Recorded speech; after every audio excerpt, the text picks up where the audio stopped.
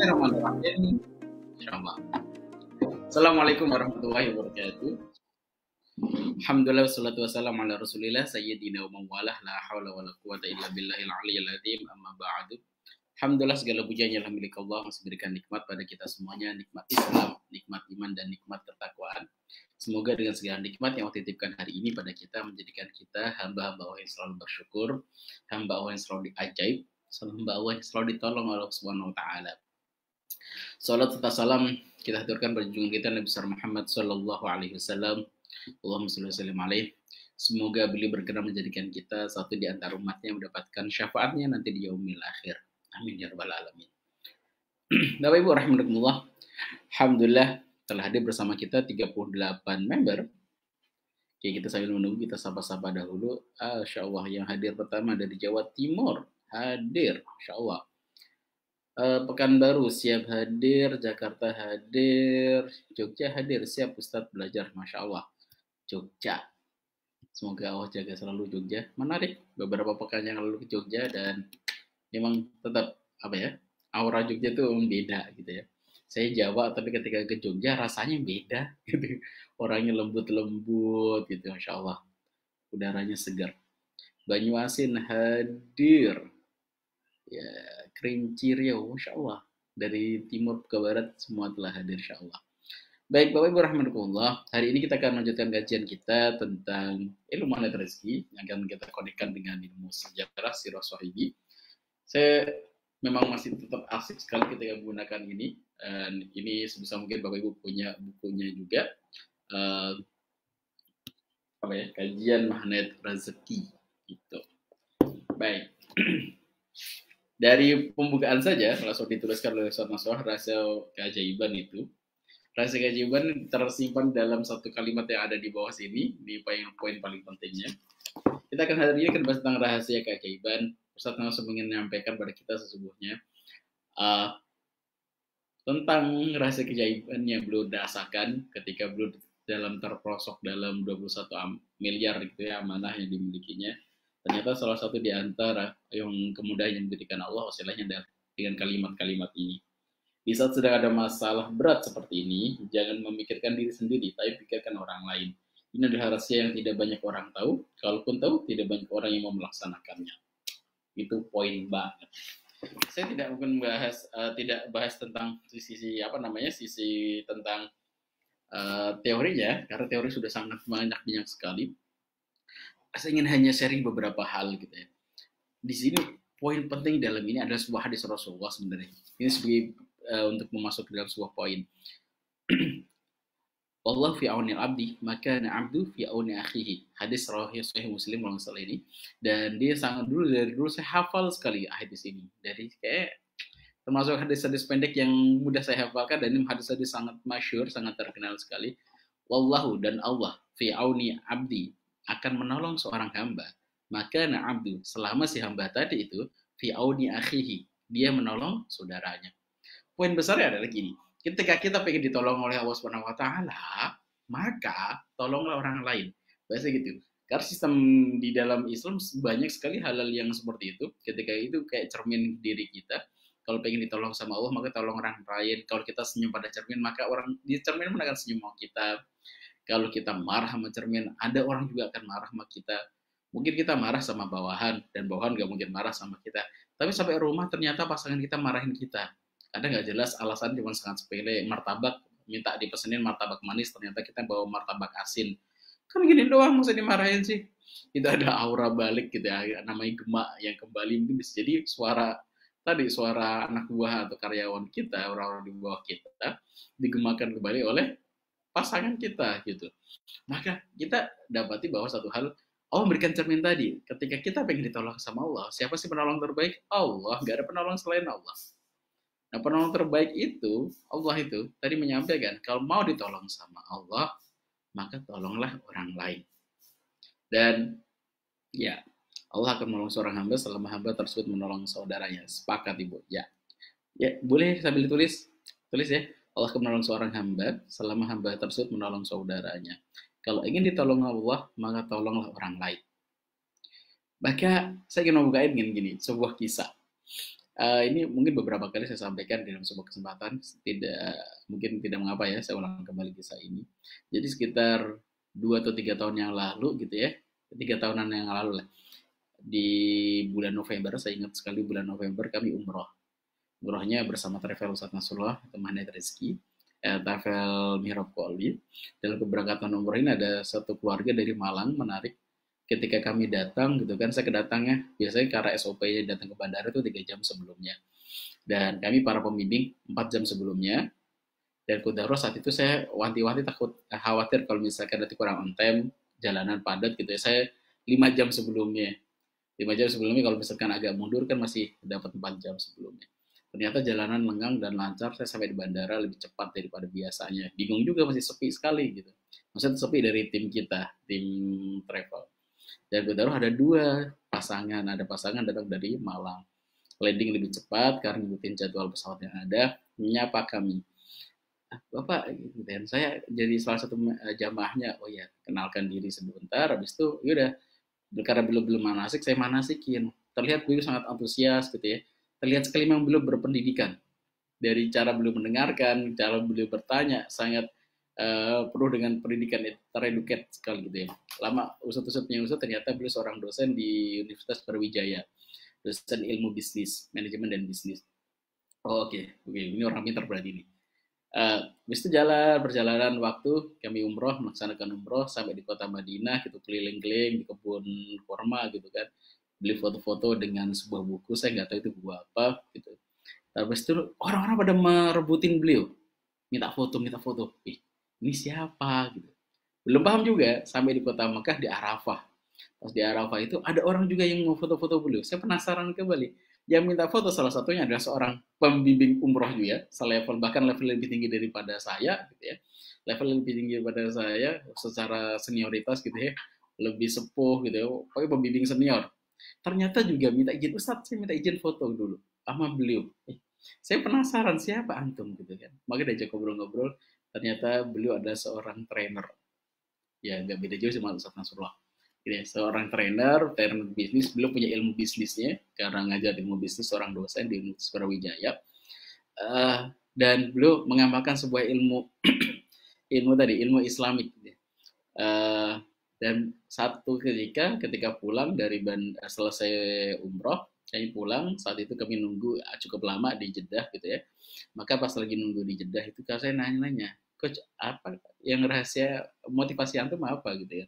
Ternyata beliau bercerita tentang kehidupan beliau. Beliau pernah dalam kondisi beliau sangat mudah, semua dimudahkan. Beliau punya franchise yang cabangnya di mana-mana, bahkan puluhan cabang, banyak sekali gitu kan.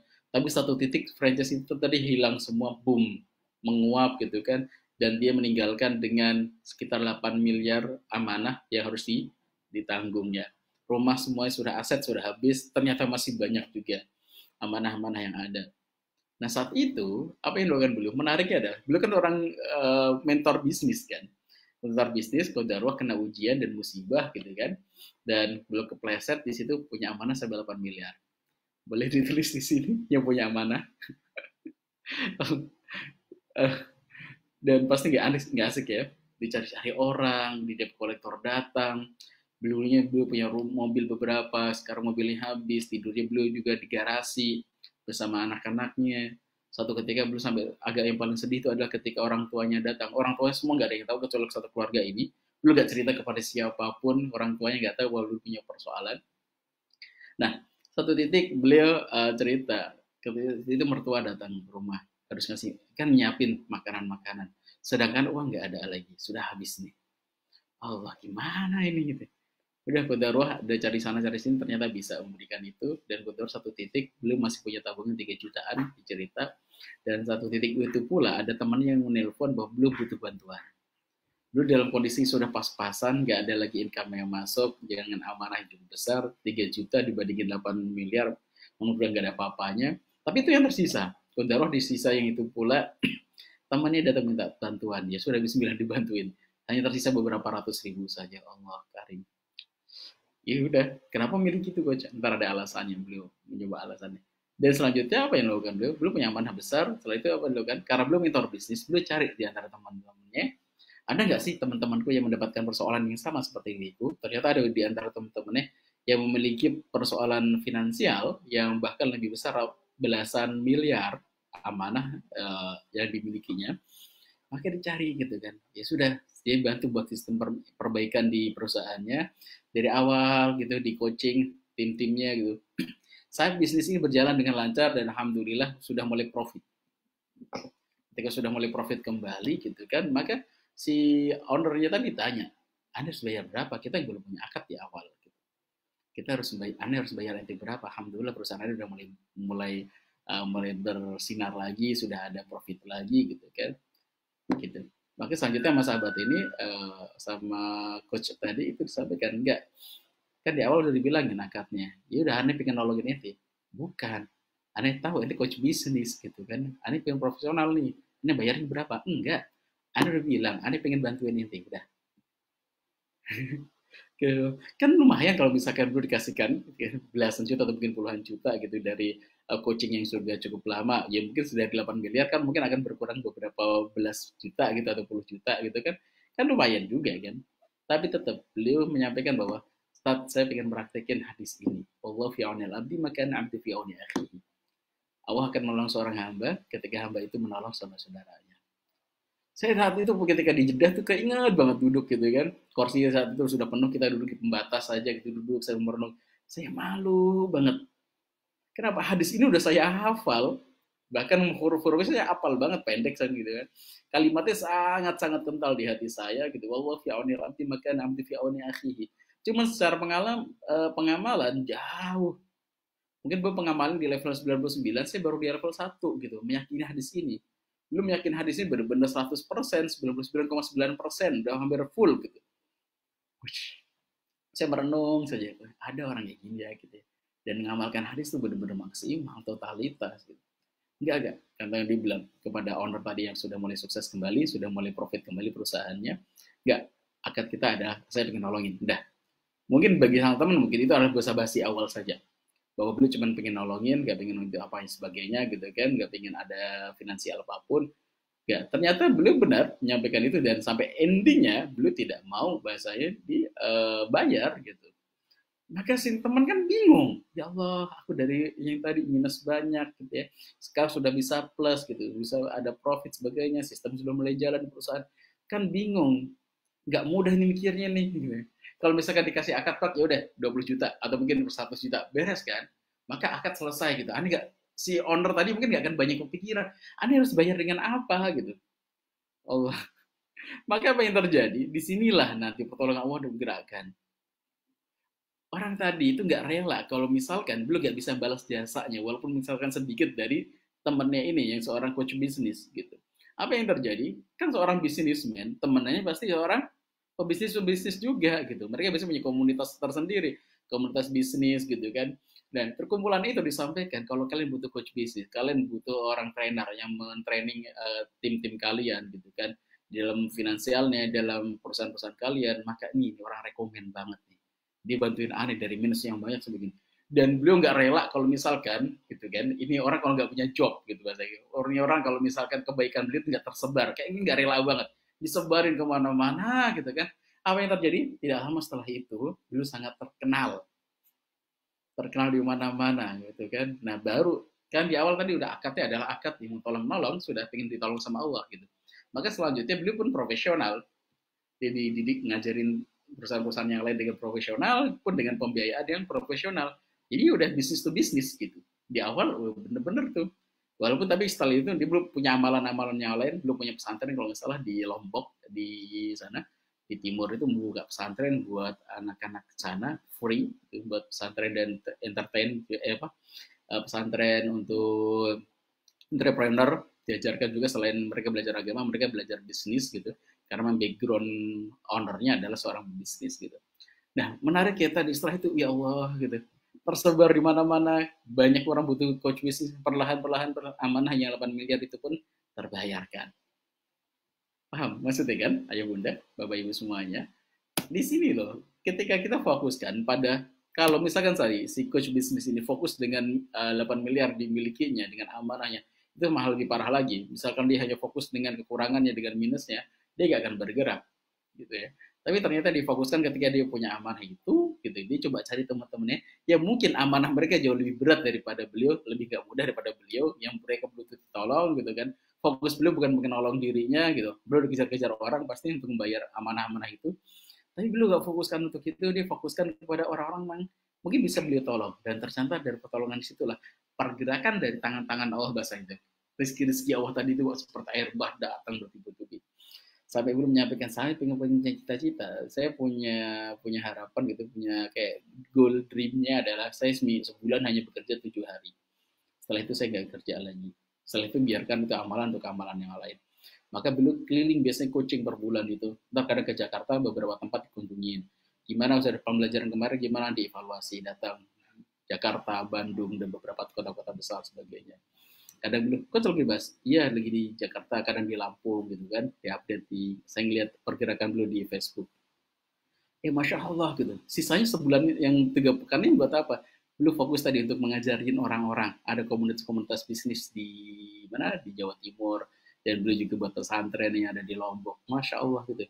Jadi umur beliau itu berkah banget, seminggu untuk fokus bisnis, yang sisanya untuk buat beliau keluarga dan amalan-amalan akhiratnya gitu. Dan ternyata cukup cukup banget.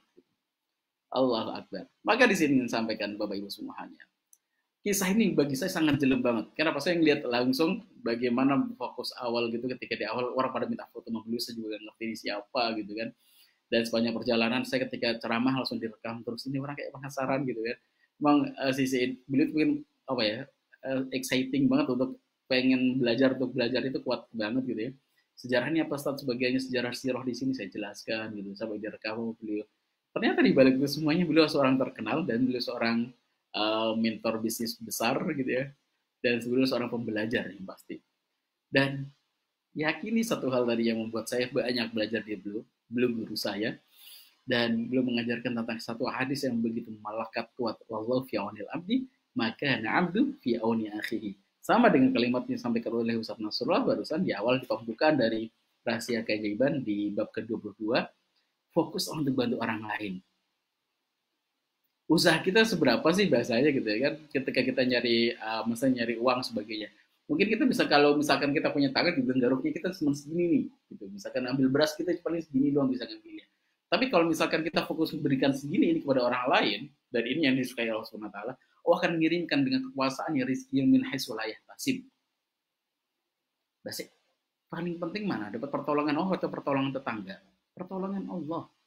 Pokoknya yang menggerakkan hati setiap hamba-hambanya. Dan poin penting di situ. Allah. Dan saya banyak mendapatkan kisah-kisah ini, walaupun misalkan saya belum bisa mengamalkan dengan baik gitu ya. Tapi saya mendapati satu hal, bahwa sesungguhnya orang-orang sekitar saya yang ajaib-ajaib itu, mereka mengamalkan ilmu ini. Termasuk salah satu di antara ilmu yang utama di dalam ilmu manifestasi adalah ilmu terumbu karang. Poinnya di situ. Ustaz Nasrul tidak menggunakan banyak hadis memang, tapi belum memang inti sari hadis itu di bahasa di inti sari diambil kayak dibuat jusnya gitu ya. Biasanya mungkin orang kalau makan dari buahnya langsung nggak begitu mudah gitu ya, harus mengupas dulu sebagainya. Ini disiapkan jusnya tinggal seruput, sedap. Itu dalam bentuk ilmu terumbu karang. Tapi kalau secara hadisnya banyak sekali kita dapati. Misalkan contoh Sayyidina Utsman bin Affan ketika sampai di kota Madinah, di Madinah itu sumur-sumur dikuasai oleh orang-orang Yahudi, perkebunan dikuasai oleh orang-orang Yahudi gitu. Satu ketika terjadi paceklik panjang, sumur-sumur pada mengering, tersisa satu sumur, sumur rumah namanya, orang-orang Yahudi. Maka orang-orang muslimin itu orang di kota Madinah setiap hari mereka mengantri, satu ember bayar gitu kan. Nah, bagi Sayyidina Umar bin Utsman bin Affan untuk membayar bahasanya beribu-ribu ember gak ada persoalan karena secara finansial sudah aman. Tapi bagi para duafa, bayar satu ember misalkan dengan 1 dinar, dinar kita ya. Kalau misalkan bayar 1 dirham, misalkan 1 ember 100.000 gitu kan. Kayak misalkan beli air galon, ketika lagi butuh kan pasti kita bayarnya cukup mahal gitu ya. Itu bagi para duafa nggak mudah. Maka Sayyidina Utsman itu malu kalau misalkan beliau dalam keadaan mudah, sedangkan ada sebagian sahabatnya dalam keadaan nggak mudah.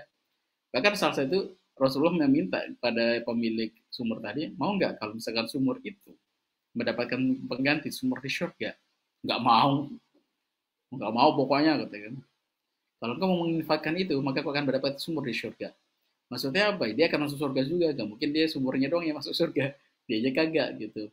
Maka suara ini terdengar bahwa Rasulullah menawarkan siapa yang mensedekahkan sumur rumah itu nanti akan mendapatkan sumur di penggantinya sumur di surga. Maka datang kepada Rasul, ya Rasul, apakah itu berlaku untuk diriku ya Rasulullah? Iya, berlaku untuk dirimu.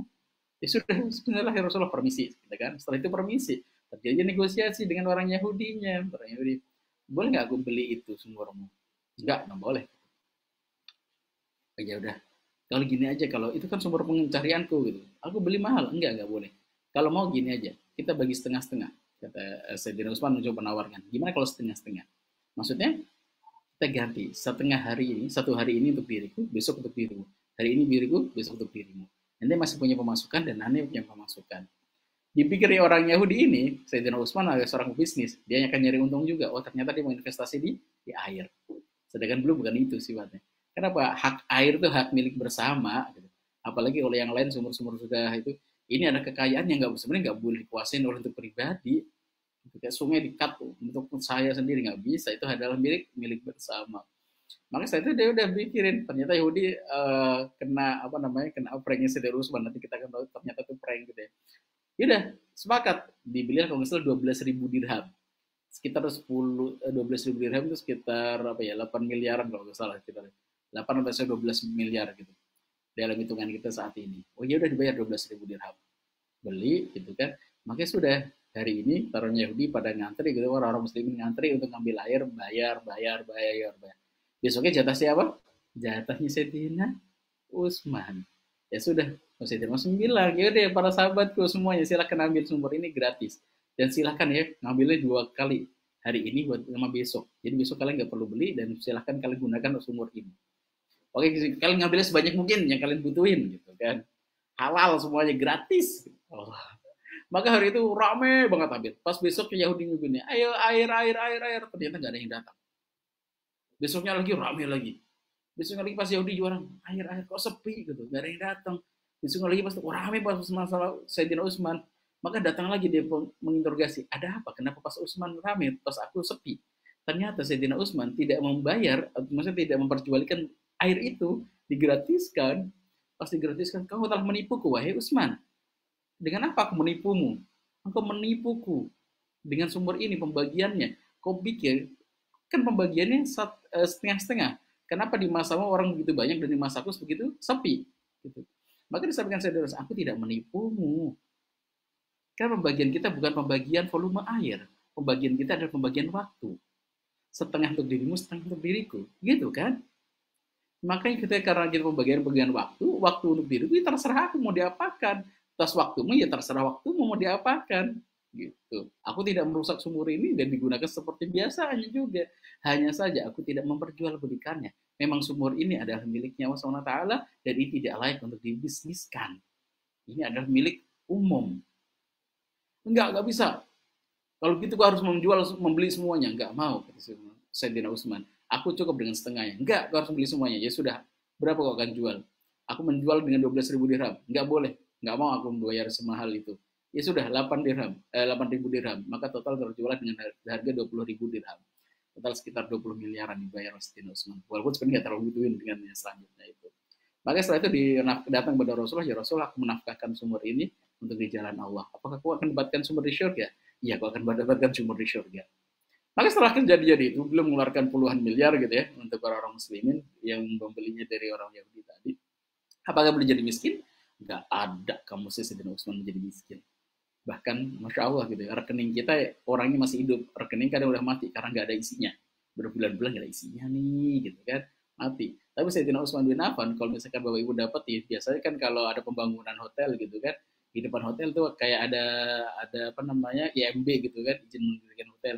Itu ada salah satu di antara hotel di Madinah, Hotel Ramada, itu yang ketika lagi renovasi tertuliskan di situ Malik, pemiliknya siapa? Utsman bin Affan.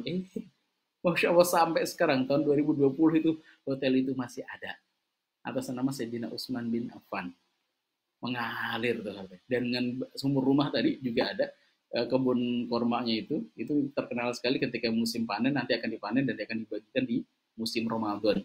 Di Ramadan dalam bentuk wakaf dan disedekahkan kepada orang muslimin, itu panen kormanya Sayyidina Utsman bin Affan. Allah. Baik, Bapak Ibu rahimakumullah. Hikmah apa bisa diambil gitu kan, dan ini banyak sekali kisah-kisah seperti ini. Baik, kisah real yang saya sekarang ingin sampaikan, dan ini itu Ustadz Nasrullah. Saya tahu ketika belum bercerita, Ustadz nanti kita akan ngajinya pindah ya, kita akan pindah nggak halakoh kita, karena saya rutin ngaji sama beliau liko gitu ya setiap pekan.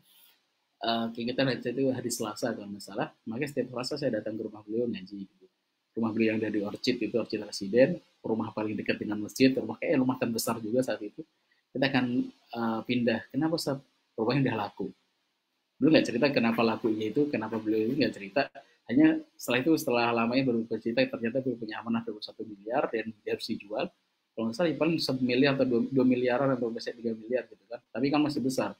Tapi nggak apa, udah laku, beliau harus pindah. Ya baik, siap, ntar kita pindah ke sana.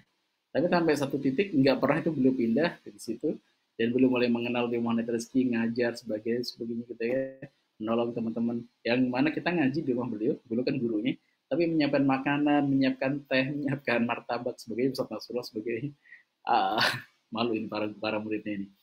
Nah, saya dapati satu hal ketika belum mendirikan pesantren Khairul Razikin gitu kan, itu kan pengeluarannya cukup besar, terkhusus ketika belum menyampaikan ini gratis loh ya gitu. Dan di mindset gratis ini kan ya udah gratis gitu ya, nggak bayar bahasanya. Nah, seperti boleh ngajaknya ada, jangan mau dapat rezeki gratisan, jadi ngambil berkahnya, ngalap berkah dari setiap yang diberikan. Nah, nextnya dalam seperjalanan saya tahu pengeluaran tiap bulan pesantren cukup besar, khususnya di makanan gitu kan. Dan saya bilang ke Ustaz Nasrullah, ini untuk makanan kita terlalu mewah saat buat level santri gitu. Dengan makanan ini ya Allah hampir 1 juta untuk satu santri, dikali berapa santri itu. Kalau misalkan di sini ada 65 santri, itu udah kebayang makanannya. Buat kos makanan saja, belum sewa gedungnya, belum para gurunya gitu kan, kafal para guru, operasional, kita beli bahan-bahan untuk pendidikan, beli buku-bukunya. Ini siapa yang bayar, Ustaz?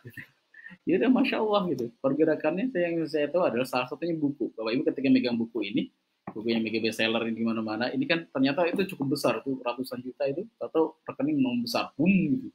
Ternyata dari Gramedia mencairkan dananya dan langsung masuk ke yayasan.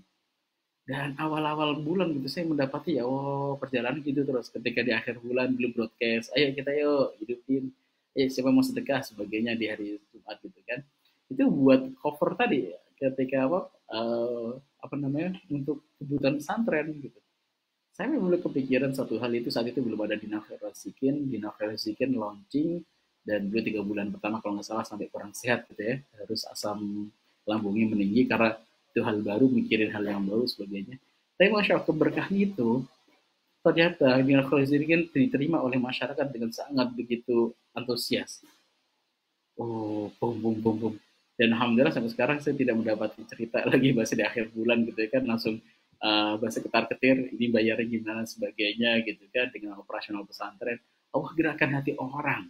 Karena fokus dulu ada yang bantuin, gimana pesantren itu kebantu, gimana orang-orang yang biasanya mereka pengen belajar, para duafa ini baik duafa ataupun orang yang mampu pengen belajar bareng gitu ya, pengen belajar dan mereka bisa mendapatkan pendidikan yang layak, ya udah bismillah disemangatin itu, dikuatkan itu. Ternyata Allah yang menggerakkan hati manusia yang lainnya gitu, di antara komunitas-komunitas yang ada, dinar diterima dengan cukup baik. Bahkan ketika saat ini ada DWMR, bisa selama rezeki, saya datang ke saya nanya Pak Dino, ini udah laku tempatnya gini kan, masih banyak pohon bagus, udah habis, habis, kirain laku 1 2 gitu, enggak, udah habis gitu. Siapa orang yang beli itu belum pernah lihat tempatnya gimana, tapi udah laku. Siapa yang menggerakkan? Ini bukan kekuatan Ustaz Nasrullah, ini kekuatan Allah yang menggerakkan.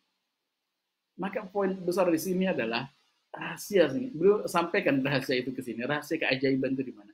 Ketika kita fokus dengan orang lain. Ketika Ustaz Nasrullah fokus dengan santri-santri. Ketika tadi ada Pak Coach tadi, Coach yang dari Malang itu ketika dia fokus bagaimana memuliakan sahabat-sahabatnya. Dia pengen membantu teman-teman yang pengen jadi pengusaha muslim itu. Mereka masih pengusaha kecil itu. Mereka coaching, beli di coaching gratis itu oleh beliau. Tapi yang terjadi apa? Nama beliau semakin melambung, bisnis belum kembali lagi cerah gitu kan. Dan belum bisa menggerakkan pesantren. Allahu Akbar. Sayyidina Utsman bin Affan bagaimana fokus membantu sahabat-sahabat duafa, sahabat-sahabat yang lemah. Tapi yang menggerakkan, Allah menggerakkan orang yakin kalau pengen bisnisnya yang berkah. No, sama sahabat Utsman bin Affan. Insya Allah dia berkah itu. Gitu. Maka pas jual beli bisnis ya sudah normal kembali, ada keuntungan di situ, itu normal gitu kan. Tapi yang menggerakkan hati manusia agar kenapa sih bisnisnya masih itu bukan sama yang sana gitu kan? Itu Allah yang menggerakkan. Maka penting bagi sini teman-teman yang fokus ingin ditolong sama Allah, maka bantulah orang sekitar kita dengan apapun caranya. Misalkan Bapak Ibu misalkan secara nominal tidak memiliki dana, ayo deh bantu aja dengan apa? Ayo kita bersihin rumah tetangga kita. Ada janda tua yang sudah gak ada anak-anaknya lagi. Misalkan kita gerakan bersama, yuk kita bersihkan rumahnya, apa yang bisa kita bantu. Atau misalkan kita berdonasi bergantian, kita gerakin masyarakat. Ya, siapa yang kira-kira bisa bantu tetangga kita ini setiap hari menyiapkan makanan, karena bius padang kara nggak ada yang bantuin lagi sebagainya. Fokus apa yang bisa kita lakukan. Ternyata Bapak Ibu ternyata Masya Allah pintar bahasa Inggris ya gitu, buat les lah bahasanya. Bahasa les kalau misalkan di sini di Jakarta di kota-kota itu ada les-les yang satu kali musim 1 bulan 1,5 sampai mahal sekali gitu kan. Ternyata Ibu pernah ngajar di situ, saya tuh udah gak ngajar lagi. Ya udah Bismillah, saya punya ilmunya ini saya ajarkan gitu secara gratis, ngaji ikro kah, ngaji apa yang bisa kita berikan, berikan saja. Maka di situ adalah mengundang pertolongan Allah. Begitu. Baik, itu saja mungkin disampaikan tentang ini kisah tentang sesungguhnya Allah akan menolong seorang hamba ketika hamba itu fokus menolong sahabat-sahabatnya. Baik, jika ada pertanyaan, silahkan ditulis di kolom komentar. Saya mohon izin, saya bukanya menggunakan Ekem, jadi tidak tahu secara nama ini yang menulis siapa. Hanya yang terlihat adalah komentarnya. Jadi secara nama mohon izin tidak bisa disapa, gitu ya. Ya, Allah akan menolong seorang hamba sama hamba tersebut menolong saudaranya. Fokus untuk menolong orang lain. Allahu Akbar. Baik. Mau tanya Ustaz, saya sering ditelepon orang minta sumbangan. Saya tidak kenal orangnya. Pertama-tama saya kasih, lama-lama saya risih. Ketika saya larang telepon dia malah marah Ustaz. Bagaimana Ustaz menurut Anda ada pengaruhnya nggak selama terumbu karang? Nggak, baik ini. Tapi jangan sampai kita dimanfaatkan dalam artian gini. Suatu ketika Rasulullah ada seorang sahabat datang pada Rasulullah. Rasulullah, kasih uang dong. Kasih sama Rasulullah. Besok hari lagi datang lagi minta uang karena memang dia butuh belum nggak kerja gitu kan, sahabat ini nggak kerja, nggak tahu cara kerjanya gimana. Maka hari kedua minta lagi, emang buat makan, kayak yang kemarin buat makan habis, maka minta lagi buat makan habis lagi gitu kan. Maka hari ketiganya datang lagi, kamu punya apa di rumah gitu kan? Aku nggak punya apa-apa ya Rasulullah. Ya sudah, yang kamu punya apa di sana? Ada tikar. Tikarku udah busuk, udah lusuh banget ya Rasulullah. Nah, ya udah bawa sini. Tikarnya bawa datang. Tikar itu bener-bener ya buat dipakai aja udah nggak bagus, apalagi untuk dijual. Siapa yang mau? Maka Rasulullah minta kepada para sahabat, siapa di antara kalian yang akan membeli tikar ini? Ya, oh, tikarnya gitu ya Rasulullah gitu. Ya udah, ada beberapa sahabat karena ini permintaan Rasulullah, mencari ridhonya Rasulullah, dibelilah tikar itu. Kalau nggak salah dengan harga 10 dirham. Maka Rasulullah, iya dah 10 dirham, fulan sahabatku ini. Sebenarnya tikar tadi secara nilai tidak ada gitu ya. 10 dirham tadi untuk menjaga izahnya biar nggak dapat minta-minta lagi. Dia telah berikhtiar dengan hal itu. Maka setelah itu 5 dirhamnya dibelikan oleh Rasulullah kampak. Ini kalau beli kampak, habis itu kampak datang, bahkan Rasulullah itu sampai masangin gagangnya, gini loh, masang gagang kampak sebagainya gitu kan. Sisanya 5 dirhamnya kau beli untuk kebutuhan keseharianmu. Sudah, dia makan sebagainya. Nah, terus aku ngapain Rasulullah nih? Kamu pergi ke hutan, kamu cari kayu di sana, kamu potong-potong, kamu jual pada orang-orang. Mungkin mereka butuhin kayu bakar buat di rumah-rumah mereka. Siap ya Rasulullah. Besoknya lagi datang. Ya Rasulullah, alhamdulillah saya sudah punya pemasukan lagi. Gitu kan. Bagai selanjutnya, beliau tidak pernah minta-minta lagi dan beliau menjadi seorang yang sudah bekerja. Baik, tentang berminta-minta seperti ini gitu kan. Kalau misalkan kita ketika ada orang, kita harus melihat juga kalau misalkan orang yang kita bantu setiap hari itu menjadi dia lebih manja, mereka gak mau kerja sebagainya, bisa gunakan tadi jurusnya Rasulullah. Maka apa yang gue bisa bantu? Kamu mau kerja nggak sebagainya? Kalau nggak ya setidaknya kalau misalkan dalam bab case ini gitu ya, itu uh, jangan sampai membuat dia mudah untuk dikit-dikit minta. Karena ya, gambarkan orang peminta-minta nanti di akhirat itu jangan sampai kita menjadi salah satu di antara wasilah membuat salah satu di antara sahabat kita sesama muslim ketika di akhirat ternyata mereka punya wajah tapi tidak punya kulit.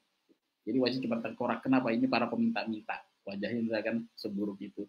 Maka case-nya adalah kalau misalkan kita bantu orang lain, ya udah kita bantu saja, tapi jangan sampai membuat mereka jadi orang yang kayak senang banget dengan minta-minta gitu. Salah satu di antara, jadi kalau saya pribadi, itu yang paling gak suka adalah ketika di bis gitu ya. Ternyata ada pengamen-pengamen yang mereka menutup dengan kalimat, Bapak Ibu daripada saya mencuri ya, daripada saya bunuh orang, daripada saya nodong, saya ngerampok, ya ada saya ngamen saja. Ini udah ngancem ini. Anda biasanya nggak mau ngasih gitu orang kayak gitu, berantem berantem deh. Saya biasa kalau ketemu preman kayak gitu, saya mikir, Bismillahirrahmanirrahim. Itu pikirnya, demi nama Allah gitu kan, dengan nama Allah yang tidak ada kemudaratan di langit dan di bumi kecuali dengan izin Allah. Gitu. Kenapa khawatir nanti terbiasa dengan hal itu, maka jadi orang yang ketika ngamen, biasanya itu bukan ngamen, penodong gitu kan, dengan aku takut. Nah, case-nya adalah dengan kembali ke modal case ini, insya Allah itu nggak termasuk dalam area pengaruhnya dengan sama terumbu karang, yang pasti tidak dengan bahasa yang kasar. Ah, ente minta-minta mulu jadi manja ente, itu nyakitin hati. Maka bisa cukup bilang kalau guru kami, salah satu guru kami bercerita, belum punya alokasi dana, spare dana yang disiapkan setiap bulannya, ini dana ini. Kalau dana itu habis, udah habis. Maaf ya, nggak ada dananya lagi gitu. Kan masih ada tabungan yang lain, di saldo yang lain, iya. Tapi kan untuk yang sosial tuh sudah teralokasikan semuanya gitu. Biasanya zakat bulanan ini sudah teralokasikan, atau mungkin sedekah porsi sedekah bulanan sudah teralokasikan.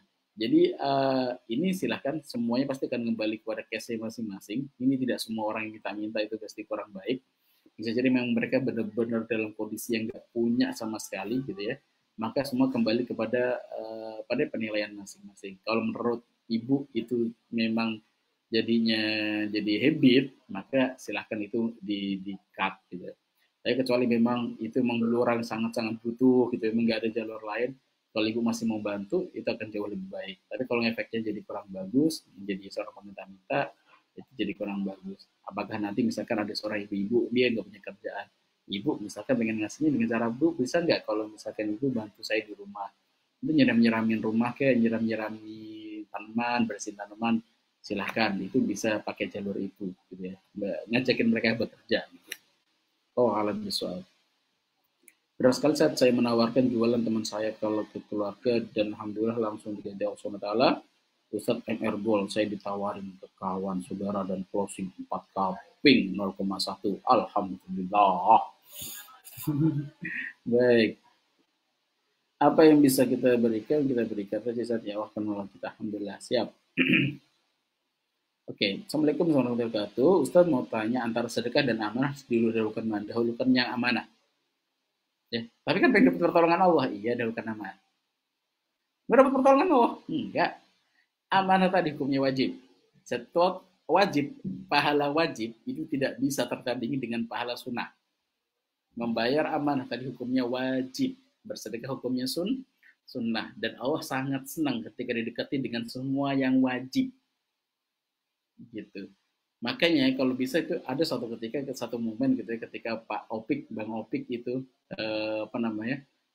mengumpulkan dana donasi gitu kan, kayak misalkan biasa kita dengan sodako gitu, teman-teman di MR Mandat Rezeki kemarin kan yang sodako kalau misalnya dapat 2,5 miliar gitu. Makanya tadi berkomitmen sedekah 1 juta, itu bejibun sampai semua pengen naik ke panggung. Tapi di pojokan sana itu ada terlihat ada orang yang benar-benar nangis mereka, nggak ikut naik panggung, nggak punya uang buat sedekah. Kenapa? Dia tahu dia masih punya amanah gitu kan, dia pengen sedekah aja tapi aduh masih punya banyak amanah gitu kan, maka ya Allah nangis dia, bahasanya dia sedekahnya dengan tangisan itu, pengen banget. Maka ya alhamdulillah kalau misalkan kita diberikan rezeki tidak punya amanah hari ini, itu bagian dari rezeki Allah Subhanahu wa taala. Dan dahulukan dulu amanahnya, Bu. Saya punya 10.000. Kecuali gini ya, amanah itu amanah seperti amanah KPR bunga, KPR bank gitu ya. Sebisa mungkin nggak berurusan dengan perbankan ya, yang dalam bab yang perbankannya haram, yang ribawi. Atau misalkan amanah yang kita bisa cicil gitu. Sedangkan kita punya amanah nih, amanah jangka panjang 10 tahun. Apakah 10 tahun kita nggak sedekah, kita sedekah tetap boleh. Jadi atau misalkan ya sedekahnya mungkin sedekah kita nggak terlalu ekstrim. Amanah kita ada 10 juta, terus kita pengen sedekah 10.000, 10.000, 100.000 gitu kan. Yang bisa jadi yang itu tidak terlalu banyak berpengaruh pada pembayaran amanah, silakan saja nggak apa-apa. Tapi kalau misalkan kita punya amanah yang kita pengen belajar nih sedekah ekstrim sekalian, nah sedekah langsung 10 juta gitu kan, sebenarnya 10 juta itu masih bisa digunakan untuk bayar amanah, lebih baik gunakan untuk bayar amanah saja. Nanti sedekah ekstrim itu biasanya ketika ibu nggak punya amanah itu silahkan lakukan. Tapi biasanya dalam case seperti ini, saran saya sih tidak. Kalau case kayak tadi misalkan bapak yang tadi itu kan, dia 10 juta, 3 juta tadi sebenarnya untuk kebutuhan beliau gitu ya, bukan untuk bayar amanah tadi.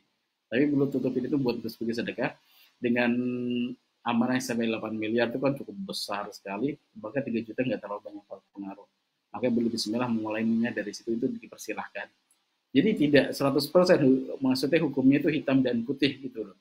Tapi sebisa mungkin kalau misalkan pengen sedekah yang ekstrim gitu ya, yang sedekah besar, sebisa mungkin itu digunakan dulu untuk menutupi amanah. Jangan sampai kita rajin sedekah, terus tetangga kita yang punya piutang kepada kita gitu kan, ini orang rajin sedekah tapi utang nggak dibayar-bayar gitu. Itu malah membuat membuat rezeki lagi. Maka ya tadi, atau misalkan gini, ada orang yang berangkat umroh tapi dia utang di mana-mana masih. Itu dia berangkat umroh malah dikhawatirkan dia, kok umroh lu kemarin amanah di aneh aja belum dibayar gitu. Nah, sebisa mungkin ini juga suara-suara seperti ini yang mungkin mengusik hati sebagian sahabat kita, itu adalah bagian dari perisai rezeki. Oh, amin soal. Ustadz mohon info mau gabung pengusaha muslim gimana caranya? Wah, saya kurang tahu. Dulu ada komunitas saya pernah ikut, saya itu apa itu namanya? Saya nggak ingat namanya. Pak Mujahid itu salah satu di antara leadernya. Oh, Al-Miswab. Nanti coba cari. Ini komunitas muslim di kurang-kurang gitu paham Bapak, mohon maaf batin. Iya, saya juga sering banyak WA yang sering masuk minta sumbangan. Awalnya sih kita isi, tapi udah sampaikan kalau bisa bantu sekali. Bila kita sering di-share info tentang sedekah, akhirnya kita blokir WA-nya. Bagaimana Ustaz, mau usah terumbu karang atau tidak? Mohon solusi pencerahannya. Baik, insya Allah bahasa tidak menggunakan kata-kata yang kasar saja. Jadi kalau misalkan kita diminta, terus kita punya, silahkan. Tapi kalau tidak punya, sudah. Gitu. Ya mohon maaf ya, gitu kan. Mohon maaf ya, mungkin dana alokasi sedekah kita ke tempat yang lain, gitu kan. Kan ketika bersedekah ada beberapa tempat. Dan ada yang priority. Priority itu siapa? Saudara-saudara kita, gitu. Kalau biasanya misalkan gini, kalau saya itu punya kotak infak sendiri. Misalkan saya sedekah itu ada yang masukin kotak gitu kan. Sedekah harian masukin ke situ. Nanti pas saudara ada kebutuhan ada yang kebutuhan besar gitu kan. Kalau misalkan sedekah sehari 20.000 atau 50.000 gitu kan, ngasih orang kan kayak kurang nyaman kan ngasih saudara. Tapi ketika masuk ke terkumpul banyak, ternyata banyak. Ada saudara pengen butuh donasi gitu, butuh bantuan. Kita keluarnya dari situ, sedekahin gitu. Kita sedekahnya sih bagi-bagi. Biasanya uang di kotak itu sudah bukan hak kita lagi gitu bahasanya. Udah itu hak-haknya sedekah. Cuman pas pengeluaran besarnya itu bisa kita alokasikan di beberapa waktu momen gitu ya. Nah, antara sedekah yang utama kan priority adalah sedekah pada keluarga. Jadi ketika keluarga kita misalkan gitu kan, ketika kita sedekah pada mereka, maka dapat pahalanya dua. Satu pahala sedekah, kedua pahala silaturahim. Dan itu jauh lebih lebih baik gitu. Kalau di sini silahkan, kalau misalkan tidak direspon juga nggak apa-apa. Kalau misalkan merasa itu udah kurang nyaman gitu ya. Karena sering juga sekarang pakai jenis blast-nya itu blast umum saja. Saya juga sering dapat ini dari panti itu gitu ya. Kita bahasanya ya, ya pengen bantu sih, cuman saya juga belum yakin juga ini benar panti atau tidak gitu ya. Bukan kita suudon ya, tapi dalam level waspada itu kita udah searching dulu benar-benar ada atau tidak gitu ya. Karena juga banyak yang memanfaatkan hal ini. Kalau misalkan ada yang lebih pasti, ya udah lebih pasti saja kepada saudara-saudara kita. Tapi yang pasti adalah hati-hati jangan saya merusak terumbu karang kita dengan mengatakan kata-kata yang kurang bagus. Dulu saya pernah gitu, salah juga mungkin ya, di Masjid Nabawi, di Masjidil Haram itu sering wajah-wajah Indonesia itu wajah-wajah donatur. Dianggapnya orang Indonesia itu orang kaya, memang orang kaya. Yang memenuhi Zamzam Tower itu di depan Masjidil Haram, itu hotel paling bagus, bintang 5 itu Zamzam Tower. Penuhnya itu banyak, mayoritas dengan orang Indonesia, penuhnya. Nah, ini biasanya ketika sholat di Masjidil Haram, itu ada beberapa orang yang ngaku, aneh nyaman, doan, aneh min Palestina, doan. Dia muter, terima kasih, pas ngeliatin lagi kok dia kayak jadi habit. Jadi dia masih muda gitu, habit. Ketemu lagi sama dia, ya Allah gitu kan. Ani ngerti bahasa Arab gitu kan, ani ngobrol dia. Tapi nyaman, gimana? Min Palestina gitu kan, teranya gitu kan. Kayak bukan, ini bukan BKL. Maka udah mohon maaf ya, lah, gitu ya. Jadi udah reject saja gitu. Jadi khawatir dia masih muda, loh, harusnya bisa bekerja. tapi dia yang nguber-nguber dari apa dari askar gitu kan. Ya semoga Allah ampuni kalau itu ternyata dia memang benar-benar membutuhkan. Ya hanya ya intinya kita minta maaf, kita juga beristighfar kepada Allah Subhanahu wa taala gitu ya. Tapi intinya adalah jangan sampai membuat habit yang kurang baik di antara sahabat kita. Kalau Mbak saya suka dengan sistemnya Agim gitu ya. Beliau menyampaikan kalau misalkan orang kita minta, secara bisanya kita ngasihnya 10.000. Tapi cuman kita agak ragu, ini orang pantas dapatnya atau enggak. Misalkan kita ragu ini beneran orang atau enggak, ini beneran dia butuh atau enggak gitu kan, atau ini cuma habit saja kita. Ya sudah, kalau kita nggak ngeluarin kita bilang saja mohon maaf ya, saya nggak ada. Tapi kita sudah mengeluarkan setelah dia pergi, kita mengeluarkan dari uang saku kita sisipkan di tempat yang lain, yang nanti ini bukan hak kita. Jadi kita kasih ke tempat lain. Jadi bahasa kita mengeluarkan sedekah itu, tapi kita nggak kasih dia karena kita masih ragu-ragu. Dan nanti ketemu orang lain siapa kayak yang kira-kira dia memang layak untuk mendapatkan itu. Misalkan kita di parkiran harusnya ngasihnya cuma 2.000 gitu kan, kita kasihnya menjadi 22.000, yang 2.000-nya buat parkirannya, yang 20.000-nya misalkan buat sedekah yang tadi sudah kita alokasikan, itu dipersilahkan. Bahasanya kita selamat dua-duanya. Jangan sampai nanti satu titik ketika kita nggak mengeluarkan itu karena waspada terus, sebenarnya bukan waspada, cuman kita pelit aja gitu. Sifat pelit kita tertutupi dengan kalimat waspada gitu. Nah, untuk menghindari hal itu tetap itu kita keluarkan, hanya saja mungkin kita keluarkan kepada orang yang lebih kita yakini bahwa dia benar-benar membutuhkannya. Atau misalkan tadi siapkan kotak infak sendiri di rumah, cemplungin ke situ, nanti siapa yang membutuhkan, terus saudara kita, tetangga kita, ya kita keluarkan dari dana kotak itu. Allah alam bisawab. Tanya Ustaz, kalau menolong orang yang tidak taat pada aturan Allah, bagaimana Pak? Dan apakah menolong ke sesama manusia lain agama, beda agama, bagaimana? Silakan, menolong ke orang agama lain itu dipersilahkan, tidak ada hukum apapun. Jadi tolong menolong dalam artian tolong menolong sosial ya. Tapi kalau tolong menolong dalam bab akidah, dia pengen bangun gereja, kita ikut donasi, ya itu nggak boleh. Tapi kalau tolong menolongin dia butuh makan, dia butuh sekolahnya anak-anaknya yang buat sekolah, kita tolong bagus gitu. Bahkan itu ada keutamaan tersendiri mengenalkan agama berdakwah Islam. Mungkin bisa jadi dia masuk Islam gara-gara sedekah kita. Walam. Dan sebenarnya kalau menolong orang lain gini, ada orang yang dia nggak terlalu rajin, nggak taat pada aturan Allah misalkan, dia suka mabuk misalkan. Pertolongan tadi bisa dilihat gini, boleh nggak nolongin dia? Dalam artian gitu, ketika nolongin, misalkan dia kan bapak yang punya anak, punya keluarga. Kita nolongin dia sebenarnya untuk keluarganya. Kasihan anak-anaknya nggak dapat makan, anak-anaknya pendidikannya berantakan. Nah kita sedekah pada dia, walaupun dia seorang pemabuk, itu silahkan. Gitu. Tapi yang boleh adalah ketika udah tahu kalau misalkan kita sedekah sama dia, dipakai untuk beli homer, ini nggak boleh. Jadi homernya buat mabuk nih, buat mondel mabuk. Kalau di daerah kan seperti itu kan, ketika ada sering banget nih, ada pengecoran jalan atau ada jalan rusak, di situ kan bisa ada anak muda gitu kan, yang celeng-celeng gitu kan. Itu kita dapat beberapa kali itu ini malam-malam ini seringnya mereka tuh mabuk-mabukan gitu. Kami dulu sering bantuin yang bawa gerobak ya. Saya gak nyebutin ya. Kalau di Jakarta itu terkenal.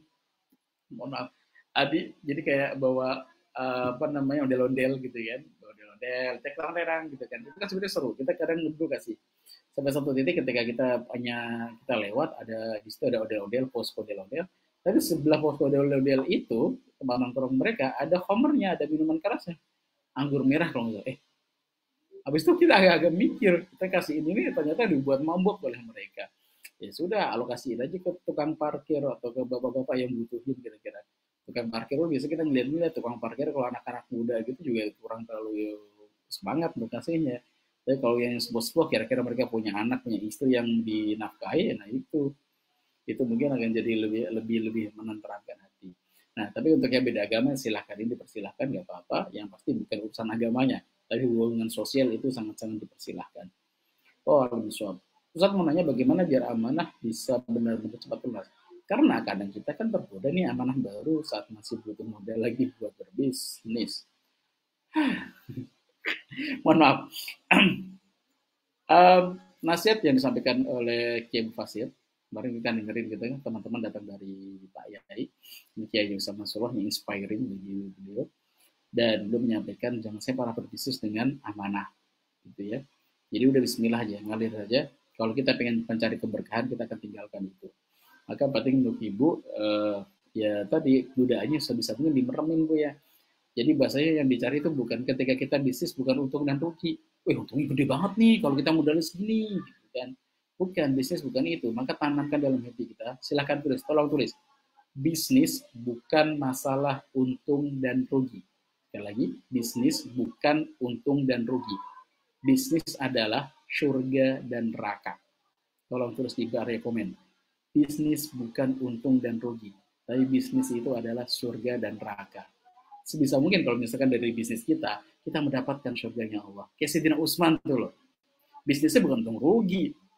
Kenapa? Belum masuk ke dalam barisan orang-orang asbukun awalun, gitu kan, barisan orang ahli surga. Lewat apa? Lewat sedekahnya. Jadi bisnisnya adalah membawa ke surganya Allah. Gitu. Maka penting di sini gue ya. Yang tergoda dengan amanah baru saat masih butuh modal, ini hati-hati nih. Maka tanami dulu. Bisnis bukan masalah untung dan rugi, tapi surga dan neraka. Kalau ingin benar-benar amanah cepat-cepat lunas, Allah yang menggerakkan hati, ya pasti gini, dinikmatin Bapak Ibu. Saya lagi nikmatin, kemarin pernah diomelin sama orang gitu kan, diomelin sama seseorang, dan benar-benar gak enak. Gitu. Bukan masalah amanah, insya Allah bukan masalah amanah. Tapi saya coba ingin memahami bahwa seseorang, Allah yang ingin kuatkan hatinya, memang kadang mereka harus kuat dengan direndahkan. Karena sesungguhnya, Bapak Ibu ketika kita sholat, kapan waktu yang paling mustajab ketika kita berdoa? Adalah ketika sujud. Sujud itu ada posisi terendah, jidat kita dengan kaki kita itu levelnya sama. Ketika kita nggak punya kesombongan, kita dalam posisi terendah gitu. Itu poin penting sebenarnya. Itu tarbiyah dari Allah Subhanahu wa taala. Maka ketika teman-teman yang lagi punya amanah nih, ini bagian dari tarbiyahnya. Rasakan dulu dicaci maki sama orang. Oh, utang banyak gak dibayar, sakit yakin. Kemana-mana nggak enak gitu kan, mau beli makanan dilihatin tetangga yang kita punya amanah beli.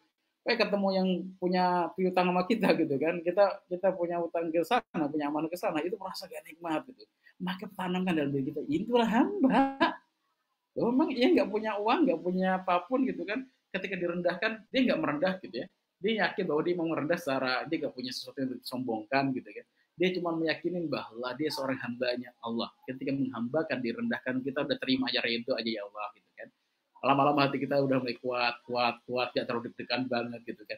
Di situ HP kita memupuk mental kita, dan bisa jadi memang ya setelah kuat barulah Allah titipkan bahasanya.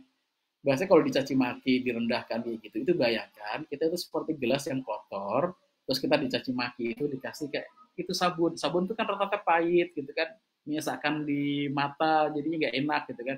Kita udah bersihin aja. Oh ini mungkin maksudnya adalah Allah ingin bersihkan hati kita. Udah, kalau udah bersih, biasanya kalau gelas sudah bisa bersih, bisa tuh dikasih teh, bisa dikasih kopi. Tapi kalau masih kotor ya belum bisa dikasih. Maka nikmatin itu Bu ya. Kalau misalkan memang punya amanah. Tapi yang belum punya amanah nggak perlu. Saya pengen belajar itu, saya punya amanah dulu, nggak usah. Oh, lebih soal. Next, bagaimana cara kita paling baik berbakti kepada orang tua yang sudah lama meninggal? Banyak Ibu caranya. Satu, bisa bersedekah atas nama beliau. Misalkan sekarang nih kita ada wakaf kan dengan pesantren. Pesantren ingin membangun 100 pesantren. Nanti silahkan Ibu berdonasi. Misalkan posisi Ibu ada di Tegal, silahkan nanti donasi buat pesantren di Tegal. Di Bandung, kita ada beberapa proyek nih sama Ustadz Maryudi gitu, ada di Aceh misalkan yang 5 hektar itu. Yuk donasikan di situ, misalkan punya uang gitu ya. Kalau misalkan kita punya rezeki yang lebih, kita bisa donasi dengan itu wakaf.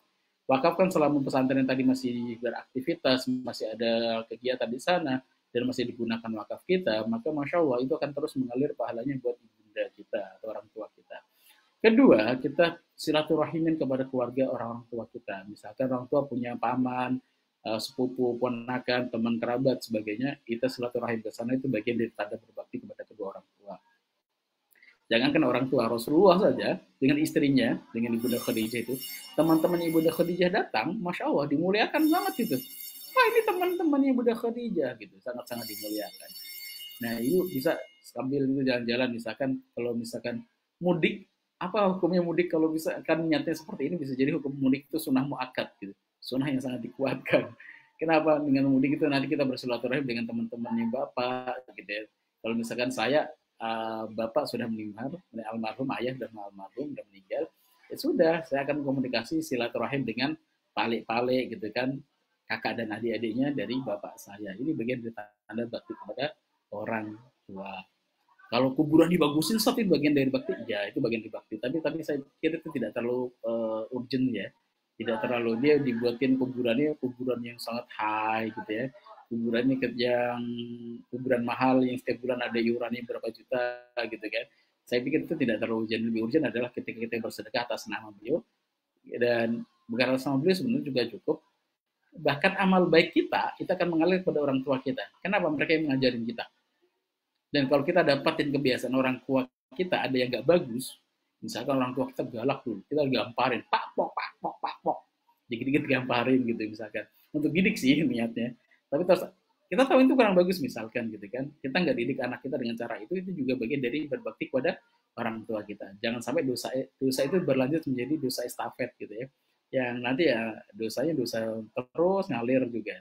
Jadi dari sisi baik dan sisi kurang baik, kalau yang baik dilanjutkan, yang kurang baik di-cut. Wah, alam soal. Oke, baik, mohon izin yang terakhir ya. Saat saya punya langganan tiap bulan selalu mengeluh kondisi keuangannya, ujung-ujungnya minta sedekah. Selama ini saya masih kasih, tapi lama-lama saya pikir seperti ini tidak mendidik, sehingga saya stop kasih sedekah. Apakah ini yang bisa ngebom terumbu karang saya? Insya Allah enggak, Bu. Jangan sampai mati. Saya kurang sedengin gue ini. Ada orang, tadi yang saya sampaikan, ada orang ngamen dibumbuin dengan ngancam. Saya gak mau ngasih. Kenapa? Kalau saya ngasih ternyata ngancaman duitnya lebih gede gitu kan. Biasanya cuma dapat 2.000 gitu kan. Misalkan 4 orang ngasih logam gitu kan 500-an. Tapi kalau pakai ancaman ya lumayan nih. Sekali 3 jam 20.000. Nextnya akan berlanjut gitu. Termasuk pada bencong sama waria gitu kan, saya nggak terlalu gitu kan. Saya khawatir ketika saya memberikan mungkin 400 perak atau 100 perak, dia ternyata ketika jadi bencong, dulu mungkin pengamen biasa gitu kan, yang halal biasa-biasa aja gitu. Terus jadi bencong ternyata orang kan, ya kan kalau ketemu bencong kita kan pengen segera dipergi kan. Cara mempercepat dia pergi ngasih gitu, cek dia pergi dah gitu. Tapi jangan sampai kita berpikir, oh bencong nanti berpikir, oh, ternyata jadi bencong duitnya jadi lebih gede daripada yang biasa gitu kan. Kita mengistiqomahkan saudara kita untuk jadi bencong, sedangkan dia itu sesuatu yang dilaknat sama Allah gitu. Ini poinnya di situ ya. Nah, termasuk dalam gini, misalkan ini ibunya selalu mengeluh terus genet, mengeluh. Ketika ngeluh kayak dapatnya lebih gede nih. Ngeluh pada orang dapat alhamdulillah. Cerita sama si ibu itu ngeluh itu ceritain alhamdulillah dapatnya lebih gede gitu. Makanya sebisa mungkin kayak gitu. Si prinsipnya sebagai muslim itu adalah yang punya hajat, dia sebisa mungkin menutupi hajatnya, yang berlebih hajat sebisa mungkin mengejar. Biasanya kejar daku kamu tangkap. Bahasa yang ini di antara sikafatnya seorang yang kaya gitu ya. Yang kaya sebisa mungkin nyari siapa yang kira-kira membutuhkan. Nyari, bukan nyari minta-minta gitu ya. Karena gitu, maka tidaklah seorang muslim sejati ketika dia malam tidur dalam keadaan kenyang, sedangkan tetangganya dalam keadaan lapar. Hati-hati dengan ini. Maka mereka mencari siapa gitu. Sedangkan yang ini, yang kekurangan itu sebisa mungkin punya ifah, punya izah. Jangan cerita-cerita, ceritain kepada Allah, ya Allah, belum makan ya Allah. Mintanya sama Allah. Nah, di sini sebisa mungkin ya tadi saling menutup. Nah, ketika ibu nanti menjadi habit kurang bagus atau kebiasaan kurang bagus bagi pelanggan ibu tadi yang suka itu, ya sampaikan saja dengan bahasa baik. Mohon maaf ibu belum bisa bantu dulu. Beberapa kali di pesantren juga sama. Yang di pesantren datang beberapa bapak-bapak, saya ini pak, ini kurang, boleh nggak ngisi beras sebagainya. Kasih tuh 50.000. Besoknya datang lagi yang lain, kasih 100.000. Ya Allah, setelah itu rutin kayak punya community banyak lagi. Udah lama-lama ini nggak sehat ini start katanya. Walaupun misalkan secara pendanaan alokasi dana sebenarnya ada dari pesantren. Cuman kalau kayak gini jadi kurang sehat ini, gitu kan. Mending nanti kita tambahkan saja uang itu kepada bapak yang biasa ngambilin kebersihan. Berapa biasa dikasihnya? Cuma 50.000. Dikit banget kita tambahin jadi 150.000 gitu. Buat penambahannya. Nah, itu bisa lebih tepat sasaran gitu ya. Kan bapaknya udah sepuh juga, terus dia mau masih bekerja, kita apresiasi kerjaannya itu, kita tambahkan di situ. Kan juga tidak merendahkan beliau juga gitu. Jadi menghindari sebisa mungkin orang tadi menghindari habit-habit yang atau kebiasaan-kebiasaan yang kurang bagus. Insya Allah enggak Bu. Yang pasti ada kita jaga mulut kita. Bapak minta-minta mulu, ngeluh mulu sih. Nah itu yang jelek tuh. Hati-hati. Oke. Oke, Ustadz gimana amanah masih ada terus, tetapi sedekah dan amanah tiap bulan tetap bayar gimana? Ya, nggak apa-apa, ini lebih bagus. Bisa dua-duanya, bisa dijalankan, bisa dibagi dengan baik. Oke, waduh masih banyak sekali. Iya, alhamdulillah. Baik, mohon maaf ya, Mas Farhat yang sebagai admin. Kasihan ini kalau nanti kesorean dia nggak pulang-pulang. Terima kasih Mas Farhat atas servis ya, ini sangat lancar sekali. Mohon maaf ya Bapak Ibu yang belum dibalas satu persatu gitu ya. Semoga pertanyaannya, semoga ada kesempatan yang lain nanti. Paling aman gini Bu, Bapak ya. Jadi ketika saya ngisi, Bapak Ibu udah mulai ngelis tuh soal-soalnya. Nanti yang di awal-awal biasanya saya baca gitu. Saya ngecek dulu dari atas-atas, yang akhir-akhir biasanya nggak kebaca. Kalau lebih suap, mungkin nextnya nanti pembagian waktunya, jadi materinya setengah, lebih dipercepat, nanti tanya jawabnya juga akan lebih cepat.